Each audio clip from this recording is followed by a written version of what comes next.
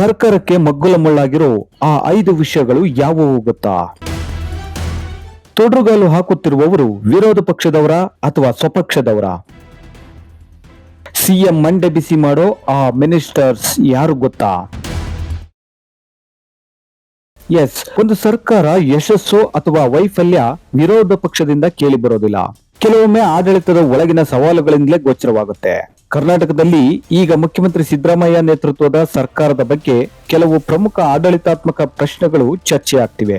ಬೆಂಗಳೂರು ಆಡಳಿತದಿಂದ ಹಿಡಿದು ಕಾನೂನು ಸುವ್ಯವಸ್ಥೆವರೆಗೆ, ಅಭಿವೃದ್ಧಿ ಕಾಮಗಾರಿಗಳ ನಿರ್ವಹಣೆಯಿಂದ ಹಿಡಿದು ಸಿಎಂ ಬದಲಾವಣೆವರೆಗೆ ದೊಡ್ಡ ಮಟ್ಟದ ಚರ್ಚೆ ಆಗ್ತಿದೆ. ಹಾಗಾದ್ರೆ ಸಿದ್ದು ಸರ್ಕಾರದ ಮುಂದೆ ಇರುವ 5 ಪ್ರಮುಖ ಆಡಳಿತಾತ್ಮಕ ಸವಾಲುಗಳು ಮತ್ತು ಇದರಲ್ಲಿ ಸಚಿವರು ಶಾಸಕರ ಪಾತ್ರ ಏನು ಅನ್ನೋದನ್ನ ಎಳೆ ಎಳೆಯಾಗಿ ಬಿಚ್ಚಿಡ್ತೀನಿ ನೋಡಿ. ಮಂಡೆ ಬಿಸಿ ನಂಬರ್ 1.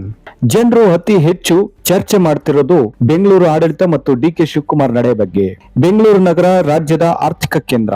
ಆದ್ರೆ ಕಳೆದ ಕೆಲವು ತಿಂಗಳಲ್ಲಿ ಹಲವು ಸಮಸ್ಯೆಗಳು ಚರ್ಚೆ ಆಗ್ತಿವೆ. ಉದಾಹರಣೆಗೆ ರಸ್ತೆ ಗುಂಡಿಗಳು, ಮಳೆ ಸಂದರ್ಭದಲ್ಲಿ ನೀರು ನಿಲ್ಲುವ ಸಮಸ್ಯೆ, ಕಸದ ನಿರ್ವಹಣೆ, ನಗರದ ಮೂಲ ಸೌಕರ್ಯ. ಈ ವಿಚಾರಗಳು ಸಾಮಾಜಿಕ ಜಾಲತಾಣಗಳಲ್ಲಿ ಮತ್ತು ಸಾರ್ವಜನಿಕ ಚರ್ಚೆಗಳಲ್ಲಿ ಹೆಚ್ಚಾಗಿ ಕೇಳಿ ಬರ್ತಿವೆ. ಇದರಿಂದಾಗಿ ಕೆಲವರು ಪ್ರಶ್ನಿಸುತ್ತಿದ್ದಾರೆ, ಬೆಂಗಳೂರು ಆಡಳಿತವನ್ನ ಇನ್ನಷ್ಟು ಪರಿಣಾಮಕಾರಿಯಾಗಿ ಹೇಗೆ ನಡೆಸಬಹುದು ಅಂತ. ಅಲ್ಲದೆ ಸಿಎಂ ಕುರ್ಚಿ ಕದನ ಕೂಡ ಡಿ.ಕೆ.ಶಿ ಮತ್ತು ಸಿದ್ದರಾಮಯ್ಯ ನಡುವೆ ಆಡಳಿತಾತ್ಮಕವಾಗಿ ಅಸಮತೋಲನ ಆಗಬಹುದು ಅನ್ನೋದು ಜನರ ಅಭಿಪ್ರಾಯ. ಮಂಡೆ ಬಿಸಿ ನಂಬರ್ 2. ಇನ್ನೊಂದ್ ಕಡೆ ಕಾನೂನು ಸುವ್ಯವಸ್ಥೆ ಸರ್ಕಾರದ ಮುಖ್ಯ ಹೊಣೆ. ಅದೇ ಡಾಕ್ಟರ್ ಜಿ. ಪರಮೇಶ್ವರ್ ಅವರ ಇಲಾಖೆ. ಯಾವುದೇ ಸರ್ಕಾರ ಇರಲಿ, ಗೃಹ ಇಲಾಖೆ ದಕ್ಷವಾಗಿ ಕರ್ತವ್ಯ ನಿರ್ವಹಿಸುವುದು ಮುಖ್ಯ. ರಾಜ್ಯದಲ್ಲಿ ನಡೆದ ಕೆಲವು ಘಟನೆಗಳ ನಂತರ ಕಾನೂನು ಸುವ್ಯವಸ್ಥೆ ಬಗ್ಗೆ ಚರ್ಚೆಗಳು ನಡೆದಿವೆ. ಹೊಸ ವರ್ಷದಂದು ಕುಡಿದು ಬೀಳುವವರನ್ನ ಮನೆಗೆ ತಲುಪಿಸುವ ಅಥವಾ ವಿಶ್ರಾಂತಿ ವ್ಯವಸ್ಥೆ ಮಾಡುವ ಕುರಿತ ಹೇಳಿಕೆಯಿಂದ ಹಿಡಿದು ಜೈಲಿನಲ್ಲಿ ಉಗ್ರರ ಕೃತ್ಯದವರೆಗೆ ಆರೋಪ ಕೇಳಿ ಬಂದವು. ಪುಂಡರ ಅಟ್ಟಹಾಸ ಮತ್ತು ಗೊತ್ತಿಲ್ಲದ ಮಿನಿಸ್ಟರ್ ಅಂತಲೇ ವಿರೋಧ ಪಕ್ಷದಿಂದ ಟೀಕೆ ವ್ಯಕ್ತವಾಗಿತ್ತು. ಇದು ಸಿದ್ದರಾಮಯ್ಯ ಸರ್ಕಾರಕ್ಕೆ ಇರಿಸು ಮುರಿಸು ತಂದಿತ್ತು ಅನ್ನೋದು ಕೆಲವರ ವಾದ. ಆದ್ರೆ ಸರ್ಕಾರ ಪೊಲೀಸ್ ವ್ಯವಸ್ಥೆಯನ್ನ ಬಲಪಡಿಸಲು ಹೆಚ್ಚಿನ ಕ್ರಮಗಳನ್ನ ಕೈಗೊಳ್ಳಲಾಗ್ತಿದೆ ಎನ್ನುವ ಮಾತು ಇದೆ. ಮಂಡೆ ಬಿಸಿ ನಂಬರ್ 3. ಒಳ ಮೀಸಲಾತಿ ಮತ್ತು ಸಾಮಾಜಿಕ ಚರ್ಚೆಯ ವಿಷಯ. ಎಚ್.ಸಿ. ಮಹದೇವಪ್ಪ ಒಳ ಮೀಸಲಾತಿ ಪ್ರಶ್ನೆ ಕರ್ನಾಟಕದಲ್ಲಿ ಹಲವು ವರ್ಷಗಳಿಂದ ಚರ್ಚೆಯಾಗುತ್ತಿರುವ ವಿಷಯ.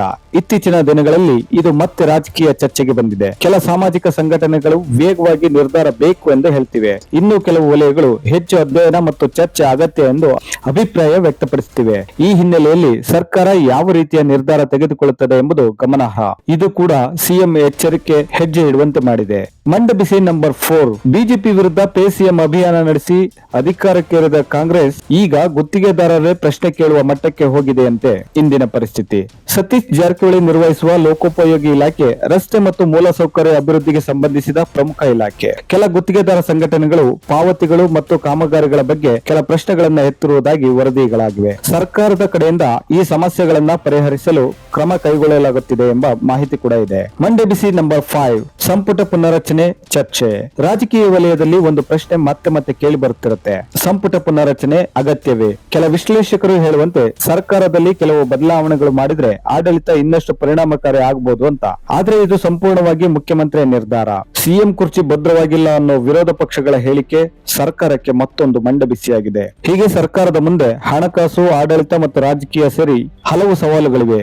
ಆದ್ರೆ ರಾಜಕೀಯ ವಿಶ್ಲೇಷಕರು ಹೇಳುವಂತೆ ಈ ಸವಾಲುಗಳನ್ನು ಸರಿಯಾಗಿ ನಿರ್ವಹಿಸಿದ್ರೆ ಸರ್ಕಾರ ಇನ್ನಷ್ಟು ಬಲವಾಗುವ ಸಾಧ್ಯತೆ ಕೂಡ ಇದೆ. ಮುಂದಿನ ದಿನಗಳಲ್ಲಿ ಸರ್ಕಾರ ಯಾವ ರೀತಿಯ ನಿರ್ಧಾರ ತೆಗೆದುಕೊಳ್ಳುತ್ತದೆ ಎಂಬುದು ರಾಜಕೀಯವಾಗಿ ಬಹಳ ಮಹತ್ವದ್ದಾಗಲಿದೆ. ನೀವೇನಂತೀರಿ? ಕಮೆಂಟ್ ಮಾಡಿ. Thank you.